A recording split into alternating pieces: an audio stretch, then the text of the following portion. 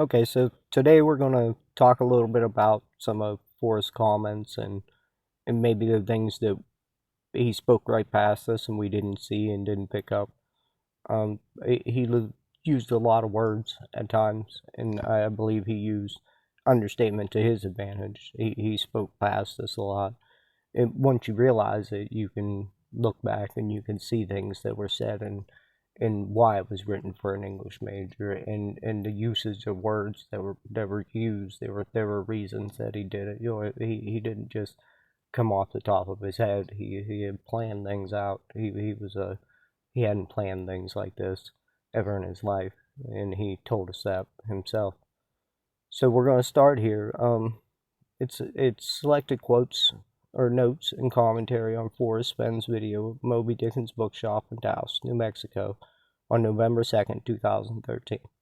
So this is 2013. We can't go back and say the man frauded us or didn't try to lead us. He tried in every way to tell us everything he could without telling us. So we're going to start here. The question: is it possible to locate the treasure chest without ever leaving your computer and Google Earth? Forrest Fenn. No, it isn't. Comma. Did I really say that? And then he clarifies. He says there's not a picture of the treasure chest on Google Earth because Google Earth doesn't look down far enough. We just all assumed that meant that we can't find it on a computer. But he didn't tell us that. He said you cannot find it on Google Earth. And he had to clarify that because the word and was used. And was used and not or. Had or been used, he probably wouldn't have answered the question. Just like he didn't any time that he was asked how precise the clues led, or how accurate or exact they were. He wouldn't answer. But at the time of the find, he said the man from back east that he did not know and had never met followed the poem to the precise location. Now we all think we know what precise is. Precise, maybe we think it's accurate. Well, you could be accurate without ever being precise.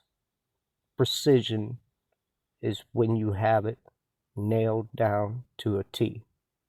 When you can walk back in and explain it, then you understand it. It is no longer imagination, it becomes knowledge. So I'm going to briefly just jump over here, and I went ahead and I pulled up and. We're going to look at the definition of and. And. Used to connect words of the same part of speech, clauses, or sentences that are to be taken jointly, bread and butter. You would use them together if you use the word and. So when the question was asked, can you locate the treasure chest using a computer and Google Earth? Forrest answered no. But he clarified it because you didn't use the word or, and he told you that you could find it on the computer, but you cannot find it on Google Earth because it doesn't look down far enough. We'll go ahead and jump over to or. Or, used to link alternatives. A cup of tea or a cup of coffee. You can use either or. If the word or was used, Forrest most definitely would not have answered the question. Or would have answered it in a way we didn't understand, as he always did. Now we'll jump back real quick. We'll go over some more stuff that was said. So this is ABC. I just take screenshots. I couldn't tell you the complete reference, but there's your web address. It says, figure out the clues. Let them take you to that spot for us. I don't have it all here, so I'm just going to read what I have. It says, determined to stay afoot. We're providing any additional clues that are useful. Everyone has the same information to work with. Some few have stopped within several hundred feet of the correct location and then passed it by. I said in my book the solution will be difficult, but not impossible. If it was easy, anyone could do it. Whoever finds the treasure will mostly earn it with their imagination. I've done only a few things in my life that were truly planned. Hiding the treasure chest is one of them. At the end, the one who finds the gold will not feel lucky, but instead will ask himself, what took me so long? I ask myself every day, what took me so long? I still have to ask, what's taking so long?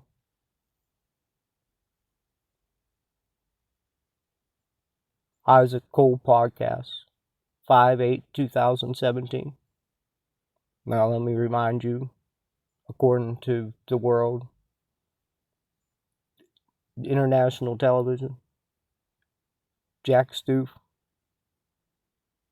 and to my knowledge, the United States District Court, says that the chest was found in Yellowstone National Park. In 2017, Forrest made this statement. He said, the last time I was up there, Yellowstone and West Yellowstone, was in 1950.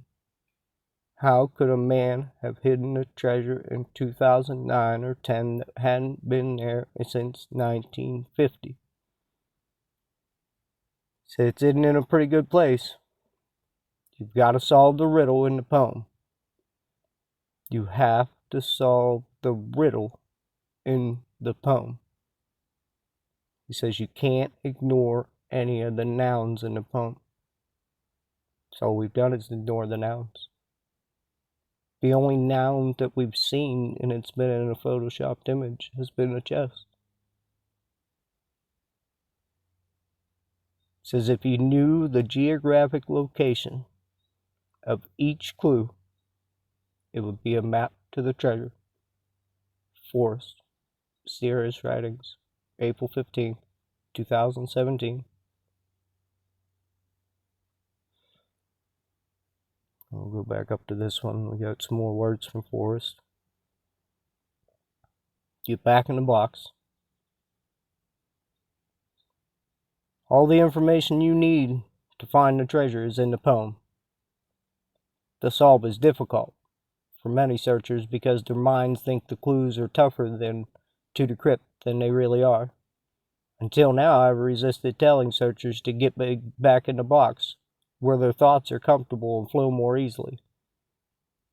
The blueprint is challenging, so the treasure may be located by the one who can adjust.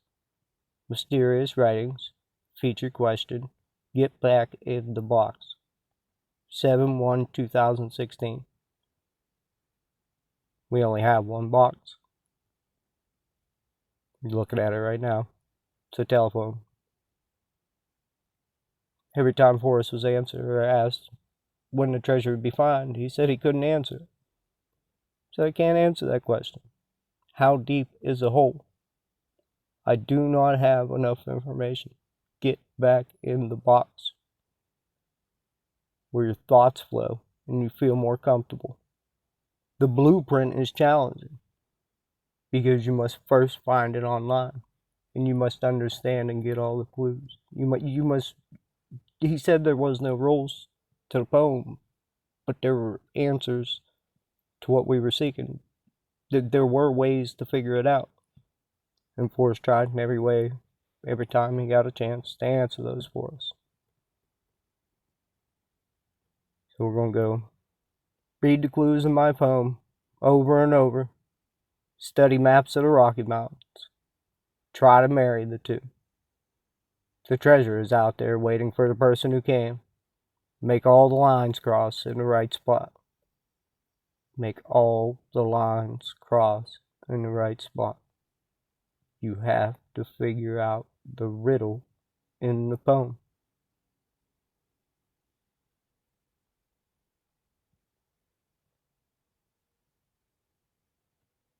married to the map. You know, he that was one of the very first things he would tell us. Married to the map. I don't know how many people went searching for things, but my approach was maybe different than people because I understood that it had to be a place that he had to be bold to go into. And I understood that when I read the beginning that there would be new treasures and old. You know what I mean? So I understood I was looking for a section of land where all these things could occur at once. And I also had to marry it to a map. You know, when he said marry it to a map, I mean, we hope we all said it. What map? There's all kinds of maps out there. So he gave us the words. Marry it to the map. Wedding Cake Butte is on the dry Cimarron Scenic Byway. It's where lovers would go off and take their wedding vows or their honeymoon. Top Wedding Cake Butte. It was a tradition for the area which Forrest and Peggy grew up in. Most likely where they took their vows or their honeymoon. I believe Folsom Falls. Forrest told us what? He said he's umbilically attached to the place. How do you become umbilically attached to a place unless you were conceived at a spot which maybe your parents went for their wedding and their honeymoon? But we'll keep talking. Says the last time I was up in Yellowstone was 1950. So we're back to the questions we was at.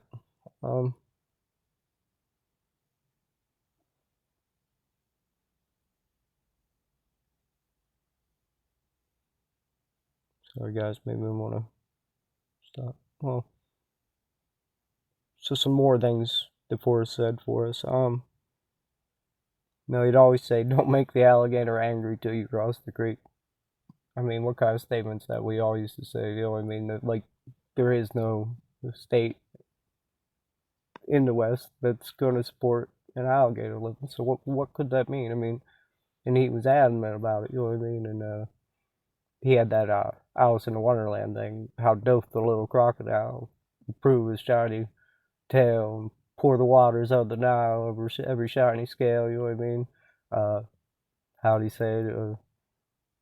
Something about his grin, how neatly spread his claws and welcomes little fishes in with gently smiling jaws. You know, he would quote Alice in Wonderland and things for us for a reason, but when you hear things, you don't understand them. But in hindsight, you can't. If you see the evidence of what was said, you can make all lines up, and you could see that happening and occurring, and you could look at it, then you can maybe understand that there was a plot line. That everything we believe wasn't really true. I mean, we already know that the chess part's not true. But what if everything wasn't true? What if we're in Wonderland? So, don't make the alligator angry till you cross the creek.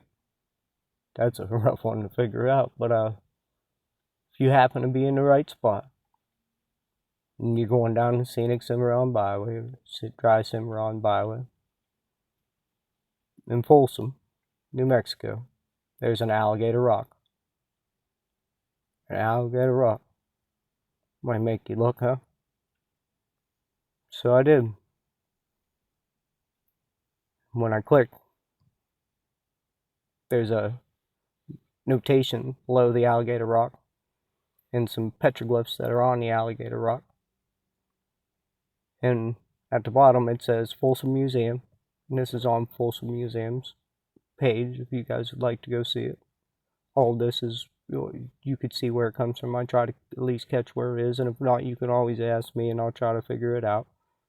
So it says Folsom Museum. Petroglyphs on alligator rock. Notice the large hands on the human finger to accommodate 5 fingers. Modern illustrators still have trouble depicting 5-finger hands proportionately. Drive Cimarron Tour, 2013. Then we look at Jack's hands. And when we realize that Jack's hands are just like that alligator's hands, and they're not proportionate, and somebody failed to draw them. Somebody placed them there. There's an artist behind the picture. It is not a photographic error. It is a Photoshop error. When we all come to terms with that, and we look at that picture, and that's what we see, and we can tell that that's not the hand that we're seeing in the picture. That is not how his hand would appear. When we look at the rest of the photo and we understand it's Photoshop, then we can understand that Forrest Fenn had wrote about stuff that happened after his death, years before he died. You can begin to understand you're in a plot line if you watch it and understand it that way. We don't know what to think. I do know what to think. I've also seen Forrest since all this happened, shortly after my sister died. Maybe just to let me know it was all one of those things. He was at a hotel in Newcastle. Him and Peggy came out. He walked to get the car. She stood on the sidewalk. I was delivered a DoorDash delivery.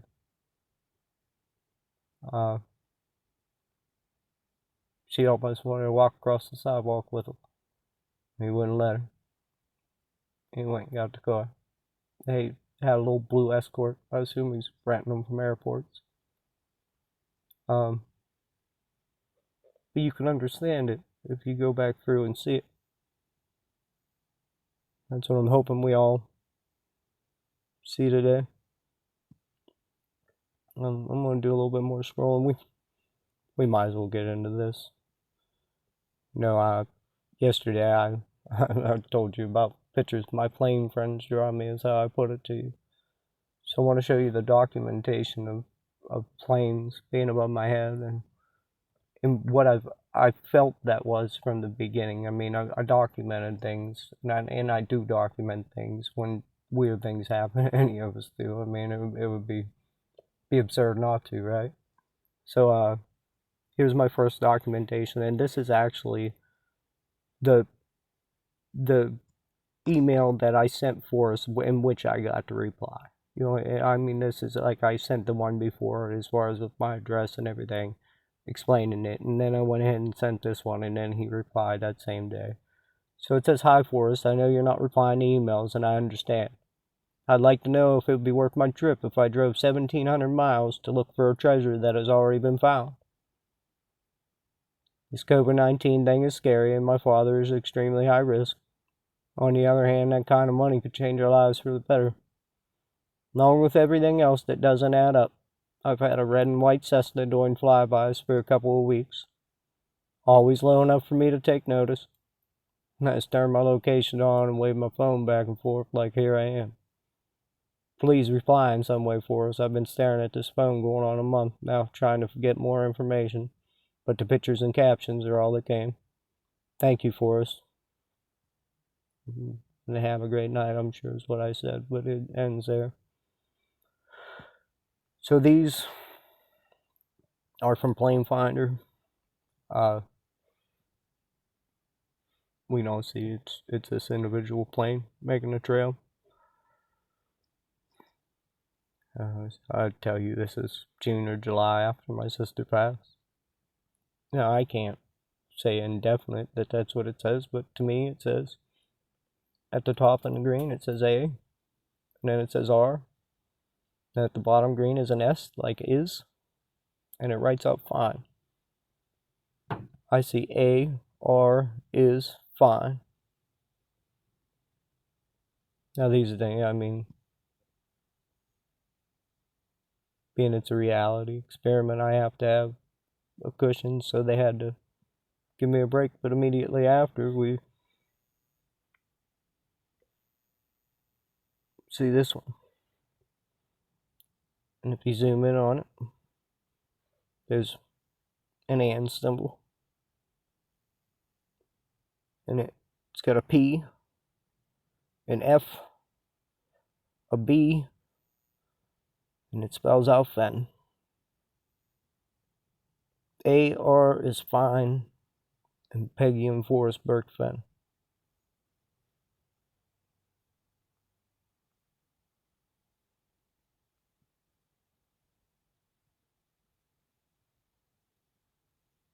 There's one flying by. I'll go ahead and turn the volume up. You don't see him. He's somewhere up there.